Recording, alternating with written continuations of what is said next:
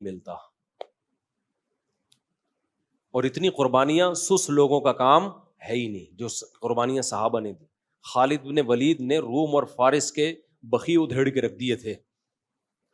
ہمارے مجاہدین جو ماضی میں ہم لوگوں نے دنیا فتح کی ہیں، فرانس تک پہنچ چکی تھی ہماری فوجیں، اور ادھر فتح کرتے کرتے شام، اور ادھر ایسٹ کی طرف انڈونیشیا، ملیشیا، یہ ساری اسلامی سلطنتیں یہ تو بہت پہلے اسلام میں داخل ہو چکی ہیں. کابل تک مسلمان فوجیں حضرت عثمان کے دور میں آ چکی تھیں، وہاں صحابہ کی قبریں ملتی ہیں. ازبکستان، آذربائیجان، یہ سب حضرت عثمان کے دور میں فتح ہو چکا تھا. تو یہ سس لوگوں کا کام ہو سکتا ہے؟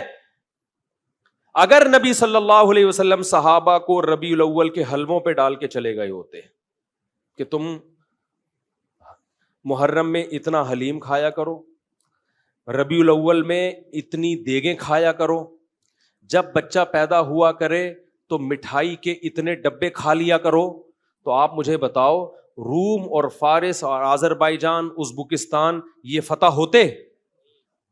بولو نا.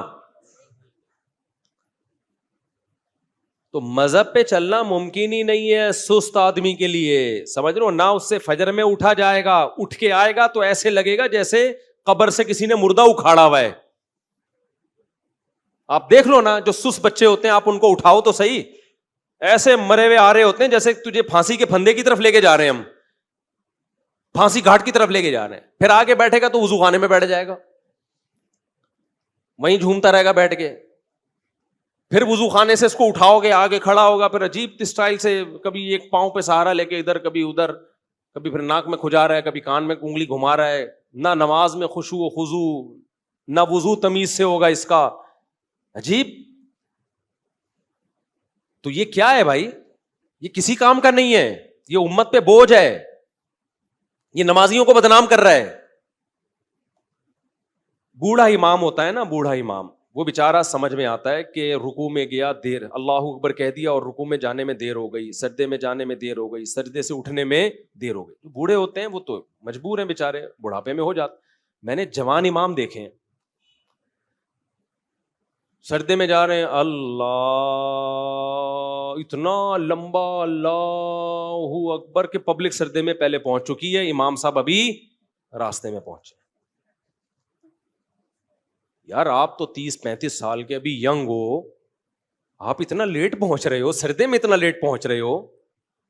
اور چلو شادیوں میں دولہا اپنی شادی میں لیٹ آتا ہے، میں تو نکاح پڑھاتا ہوں نا یہاں، دولہا لیٹ آدھا گھنٹہ 1 گھنٹہ. میں کہتا ہوں جس کمبخت کو اس کی شادی موٹیویٹ نہیں کر سکی ٹائم پہ پہنچنے کے لیے، وہ باقی کون سے کام ٹائم پہ کرے گا؟ یا تو بیزار ہے، تیری پسند کی شادی نہیں ہو رہی، یا تو سست ہے کہ پسند کا کام بھی اتنی سستی سے ہو رہا ہے. یہی وجہ ہو سکتی ہے نا بھائی تیری. کبھی چلو حادثہ بھی ہو جاتا ہے، ٹریفک جیم ہے، کوئی مسئلہ ہو گیا، لیکن نارملی بھی لوگ یہی کر رہے ہوتے ہیں. ہم بیٹھے ہوئے ہیں نکاح پڑھانے، ہم ٹائم پہ پہنچے ہوئے ہیں، حالانکہ میری نہیں ہو رہی شادی، پھر بھی میں ٹائم پہ پہنچا ہوا ہوں. اور اگلا کیا کر رہا ہے جو دولہا ہے، 1 گھنٹہ لیٹ، 1.5 گھنٹہ لیٹ. بس کر یار، تو نماز کیسے ٹائم پہ پڑھے گا جب تیری جو شادی جس میں اتنی دلچسپی ہے تجھے، وہ تو اتنی لیٹ کر رہا ہے، گھنٹہ بعد پہنچ رہا ہے تو. تو یہ مقصد کہ یہ قوم سست ہے یا نہیں ہے، مجھے یہ بتاؤ. یہ خدا کی قسم بہت بڑا عیب ہے ہمارے اندر، اس کو ہلکا مت سمجھو، بہت بڑا عیب ہے. نبی صلی اللہ علیہ وسلم کو سستی پسند نہیں ہے. اور آپ صلی اللہ علیہ وسلم کی صحیح بخاری کی حدیث ہے، آپ صلی اللہ علیہ وسلم نے فرمایا، ہم خطبوں میں یہ حدیث سنتے ہیں نا، خیر القرون قرنی ثم الذین یلونہم ثم الذین یلونہم. یہ بہت زیادہ ہم نے سنی ہے حدیثیں. آپ کو پتہ ہے پوری حدیث ہم نے نہیں سنی، ہم یہاں تک حدیث سنا کے بریک لگا دیتے ہیں. ہمیں پتہ ہے آگے ہم نے بیان کی تو ہو سکتا ہے میرے ہی خلاف جا رہی ہو وہ حدیث، کیونکہ میرے ابھی دفتر میں بھی مٹھائی کا ڈبہ رکھا ہوا ہے، نیت خراب ہو رہی تھی میری بھی. تو نبی صلی اللہ علیہ وسلم نے فرمایا سب سے بہترین امت میری یعنی صحابہ کی، پھر ان کے بعد والی بھی سب سے بہترین یعنی تابعین کی، پھر ان کے بعد والی بھی یعنی تبع تابعین کی. فرمایا اس کے بعد شر پھیلے گا. اور شر میں آپ نے 2 چیزوں کو خصوصیت سے ہائی لائٹ کیا. فرمایا ایک جھوٹ پھیل جائے گا, نمبر 2 موٹاپا پھیلے گا.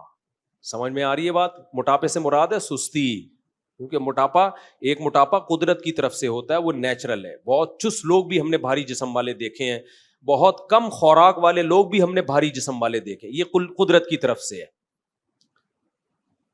کسی کا پیٹ نکلا ہوا ہو تو اس سے بدگمان ہونے کی اجازت نہیں ہے. نیچرلی بھی لوگوں کا پیٹ ہوتا ہے, کسی بیماری کی وجہ سے نکل جاتا ہے. میں نے ایسے علماء دیکھے ہیں 24 گھنٹے میں ایک ٹائم کھاتے ہیں, وہ بھی بہت ہلکا, لیکن پیٹ نکلا ہوا ہے ان کا, وہ قدرت کی طرف سے ہے.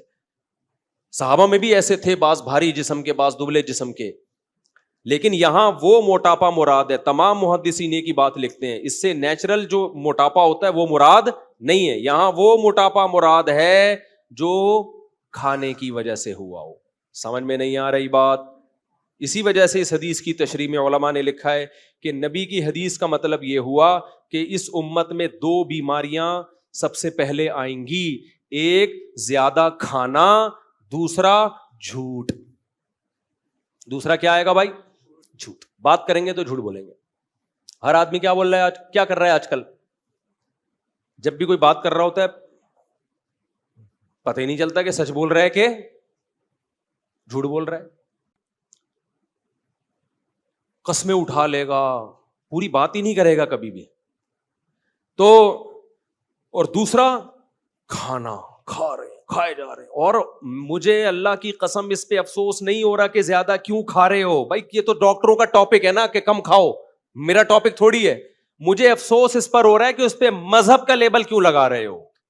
یہ میرا ٹاپک ہے, یہ ڈاکٹروں کا ٹاپک نہیں ہے. مذہب کا لیبل مت لگاؤ, مذہب میں پھوڑنا پھاڑنا پسند بولو نہیں ہے. اور مٹھائیوں کو ختم کر دو مارکیٹ سے. ہمارے نبی صلی اللہ علیہ وسلم نے جو ہمیں کھانے پینے کی چیزیں بتائی ہیں خوشی کے موقع پہ, وہ گوشت بتایا ہے, مٹھائیاں نہیں بتائی ہیں. وہ کیا بتایا ہے؟ اسلام میں تہوار ہیں. عید الفطر پہ آپ صلی اللہ علیہ وسلم نماز عید سے پہلے کھجور کھایا کرتے تھے. نماز عید سے پہلے کیا کھاتے تھے؟ کھجور. اس میں بھی یہ حکمت تھی کہ یہ بتانا کہ آج ہمارا روزہ نہیں ہے. وہ بھی چند کھجوریں کھاتے تھے بس. باقی ہمارے نبی صلی اللہ علیہ وسلم سے تہواروں پہ کیا ثابت ہے؟ بقرعید ہمارا تہوار ہے. کیا اسلام میں یہ ہے؟ دیکھو ہندو جب تہوار مناتے ہیں تو وہ طرح طرح کے ویجیٹیبل اور مٹھائیاں کھاتے بھی ہیں اور کھلاتے بھی. ایسا ہی ہوتا ہے کہ نہیں ہوتا؟ سویٹس یہی ہوتا ہے نا. لبرل سیکولر لوگوں کا ایک تہوار ہوتا ہے برتھ ڈے. اس میں وہ کیا کاٹتے ہیں؟ کیک. فل کارب ڈائٹ, تھوڑے دنوں میں انسان کو بھی کیک کی طرح پھلا دیتی ہے, ایسی ڈائٹ. یہ ایک تہوار ہے سیکولر اور لبرل لوگوں کا. اس میں وہ کیا کھاتے ہیں بھائی؟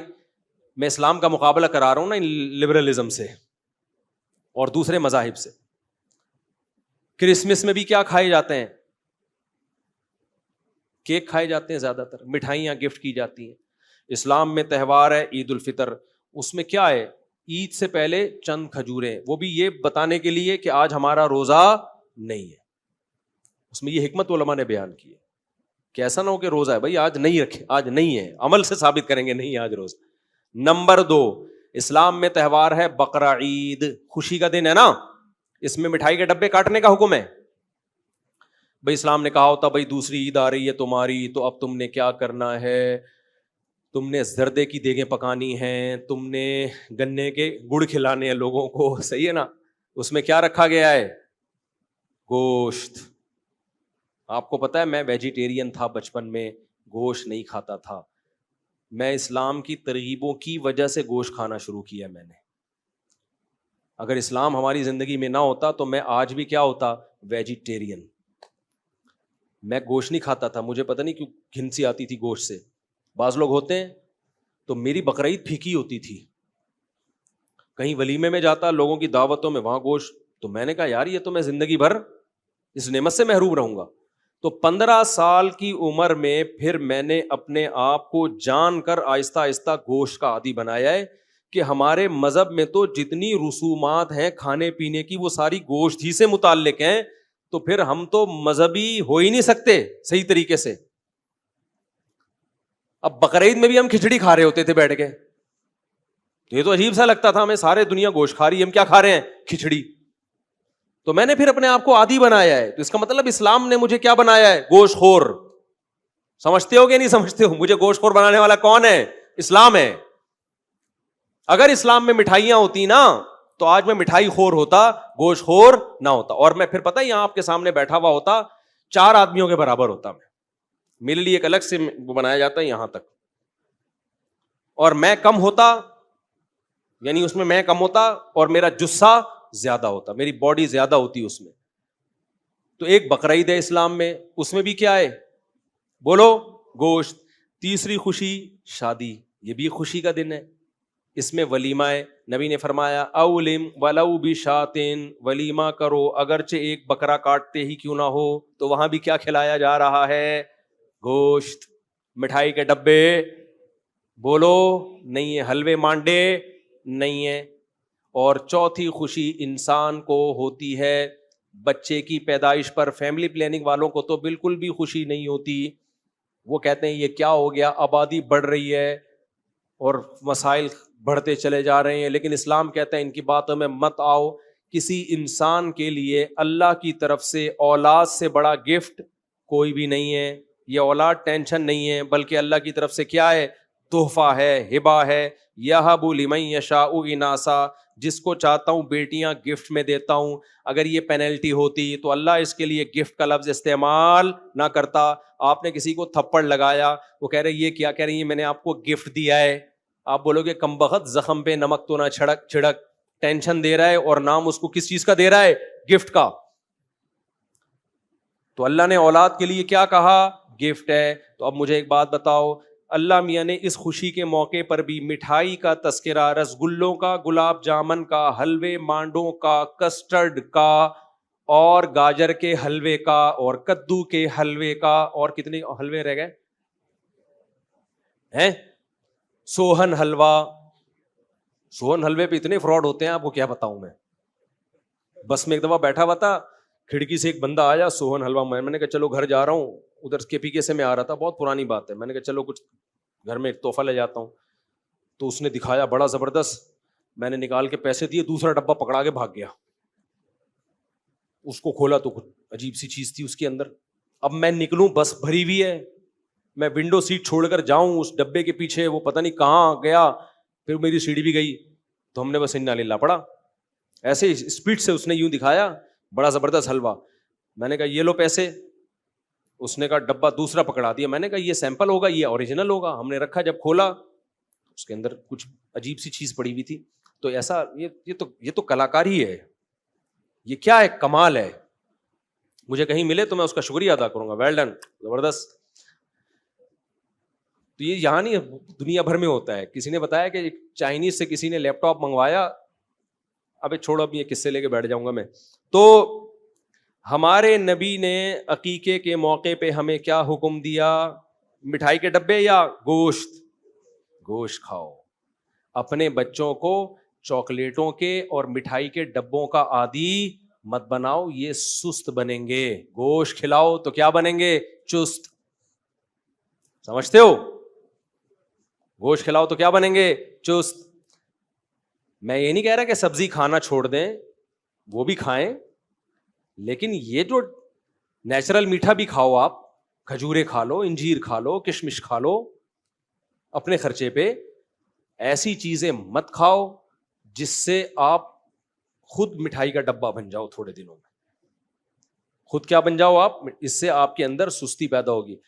میں جو اپنے واقعات سناتا ہوں, شو مارنا قطعاً نیت نہیں ہوتی, موٹیویشن کے لیے انسان اپنے واقعات بھی سنا سکتا ہے. دیکھو آپ کو میں ایک عجیب بات بتاؤں, 20-25 سال پرانی بات بتا رہا ہوں آپ کو میں, بلکہ اس سے بھی زیادہ. میں نے 20-25 سال سے شربت نہیں پیا ہوگا, شاید ایک آدھ دفعہ کبھی پی لیا ہو, بہت زیادہ 2-4 دفعہ پی لیا ہوگا. یہ جو شربت نہیں ہوتا چینی کے شربت, چاہے وہ روح افزا ہو, چاہے وہ نورس ہو, چاہے وہ کوئی اور شربت ہو, چینی والا کوئی بھی شربت, 20-25 سال بلکہ شاید 30 سال ہو گئے ہوں مجھے نہیں یاد پڑتا بچپن سے, نہ افطاری میں نہ سحری میں نہ کہیں دعوت پہ, میں پیتا ہی نہیں ہے الا ماشاء اللہ کبھی کبھار شاید پی لیا ہو. کیوں؟ کیا مجھے اتنی عقل تھی؟ میں نے کیا یوٹیوب پہ کلپ دیکھے تھے؟ مجھے تو ظاہر ہے کچھ بھی نہیں, بچپن میں انسان کو کیا پتا ہوتا ہے. مجھے یاد ہے میں نے ایک دفعہ افطاری میں شربت پیا تو مجھے محسوس ہوئی سستی. شربت پینے کے بعد مجھے لگا کہ میرا دماغ کیا ہو رہا ہے, ٹن. کراچی میں اس کو کیا کہتے ہیں؟ ٹن. اچھا بچے تو ایکٹیو ہوتے ہیں, کھیلتے ہیں, کودتے ہیں, مجھے لگا کہ یار وہ ایکٹیونیس نہیں ہے. تو یہ کیوں ہو رہی ہے؟ آج کیا ایسا کھایا ہے ہم نے؟ بچوں میں اتنی کھوپڑی ہوتی نہیں ہے. مجھے محسوس ہو رہا تھا کہ یار یہ جب شربت پیو تو باڈی میں وہ ایکٹیونیس رہتی نہیں ہے. تو مجھے خود یہ بات سمجھ میں آئی کہ یار ایسی چیز میں کیوں استعمال کروں کہ 3-4 سیکنڈ کا مزہ ہے اور اس کے بعد دماغ ہر وقت سستی سے بھرا رہتا ہے. آپ افطاری میں 2-3 گلاس شربت پیو تو دیکھو حالت کیا ہوتی ہے انسان کی, ایسا پڑا ہوا ہوتا ہے, دائیں بائیں گر رہا ہوتا ہے. تو مجھے خیال ہوا کہ یار ایسا کام ہم کریں کیوں کہ 2 سیکنڈ کا مزہ ہے اور اس کے بعد جسم میں چستی ہی ختم ہو جاتی ہے.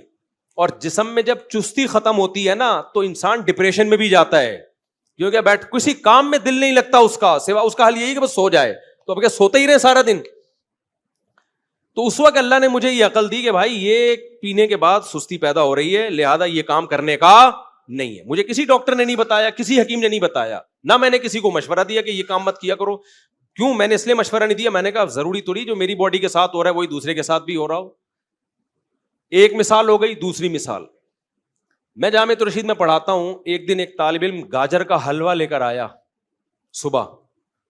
اتنا مزے کا حلوہ اس نے خاص اسٹائل سے بنایا ہوا تھا, ہم نے بھی 2 نوالے لے لیے. ہم نے گاجر کے حلوے کے فضائل سنے ہوئے تھے حکیموں سے, بڑا طاقتور ہوتا ہے, یہ ہوتا ہے وغیرہ وغیرہ. تو میں نے اس طالب علم سے وہ ریسیپی لی وہ حلوہ بنانے کی. وہ ڈفرینٹ اسٹائل کا حلوہ تھا. وہ میں نے کیا, یہ بھی کئی سال پرانی بات ہے. میں نے کیا کیا, میں نے کہا ناشتے میں اسی اسٹائل میں حلوہ بنا کے کھاؤں گا. میں نے وہ حلوہ بنا کے کھایا, مزہ بہت آیا. لیکن جب میں مدرسے پڑھانے کے لیے پہنچا تو میں نے دیکھا جس طرح میں ایکٹیو ہو کے بچوں کو پڑھاتا ہوں اس طرح مجھ میں ایکٹیونیس ختم ہو گئی. تو مزہ ہی نہیں آ رہا. دماغ کیا ہو رہا ہے؟ بولو, سست. ایک دفعہ کھایا ہوگا, اس کے بعد میں نے اس طالب علم کو بولا بھائی شاید جو بنایا تھا نا پورا بھر کے, وہ میں نے اسی کو لا کے گفٹ کر دیا. میں نے کہا آئندہ میں یہ کبھی بھی نہیں کھاؤں گا. مزے کا بہت ہے مگر یہ مزہ 10 منٹ کا, 5 منٹ کا, اس کے بعد ٹینشن 6-7 گھنٹے کی, کیونکہ وہ دماغ میں وہ تازگی ختم ہو گئی, بیٹھے ہوئے ہیں یوں کر کے جھوم رہے. تو بھائی کیوں اپنی جانوں پہ ظلم کر رہے ہو؟ ایسی چیزیں کیوں کھا رہے ہو جس سے تمہارے اندر چستی کے بجائے کیا پیدا ہو رہی ہے؟ سستی. کیوں اپنے جان پہ ظلم کر رہے ہو؟ تبھی آپ دیکھ رہے ہو نا بیان میں بھی بیٹھے بیٹھے لوگ سو جاتے ہیں, بات کرتے کرتے لوگ سو جاتے ہیں, دفتر میں بیٹھے ہوں گے آڑے ترچے ٹیڑھے میڑے گر رہے ہوں گے, کوئی یوں گر رہا ہے کوئی یوں گر رہا ہے, عجیب سے. یہ سب کس کا اثر ہے؟ خوراکوں کا. شربت اپنی زندگی سے نکال دو. بہت زیادہ میٹھا پینے کا شوق ہے, اوریجنل جو گائے وہ گنے کا رس ہوتا ہے نا وہ پی لی, اس میں میٹھا اتنا نہیں ہوتا. سمجھتے ہو کہ نہیں سمجھتے ہو؟ شہد کھا لیا کرو, مدذل لا لیا, جو ملا کھا لیا, یہ مت بنو. تو ہماری شریعت میں اس کا بڑا اہتمام کیا گیا ہے کہ آپ کی خوراک کم ہونی چاہیے اور آپ کی خوراک اچھی ہونی چاہیے تاکہ ایک صحت مند معاشرہ وجود میں آئے. آپ میں جسم بھاری نہ ہو, آپ چست رہیں, آپ میں سستی نہ ہو, تاکہ آپ شریعت کے احکامات کو خوش دلی کے ساتھ بجا لائیں. آپ کا دماغ فریش ہوگا. گھر میں بیگم سے بات اچھے طریقے سے کریں, بچوں سے بات اچھے طریقے سے کریں. اگر آپ کھا کھا کے پھوڑ پھوڑ کے گھی کا ڈبہ بن گئے تو آپ ٹینشن کی ایک مشین بن چکے ہیں. جہاں جائیں گے ہر شخص کو ڈر ہوگا کہ کسی بھی وقت کچھ بھی کہہ سکتا ہے, کیونکہ اس کے غصے کا کچھ پتہ